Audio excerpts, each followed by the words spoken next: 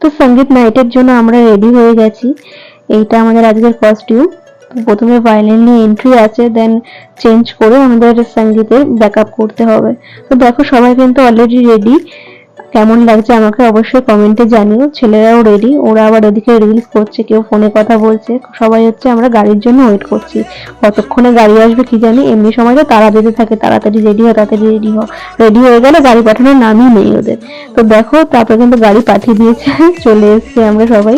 তো সাজিয়েছে কিন্তু খুব সুন্দর, আমার খুবই ভালো লাগছিল, কিন্তু একটু গরমটা বেশি ছিল, মানে প্রচন্ড পরিমাণে আমরা ঘামছিলাম যেহেতু আউটডোরে ছিল সঙ্গীতটা। তো দেখো আমরা কিন্তু বসে আছি কুলারের সামনে, হাওয়াটা ভালোই দিচ্ছে। দেখো এদিকে কিন্তু বলতে বলতে আমাদের সঙ্গীত অলরেডি শেষ। দেখতে পাচ্ছ কি হালাত হয়েছে আমাদের, চুল ফুল এদিক ওদিক হয়ে।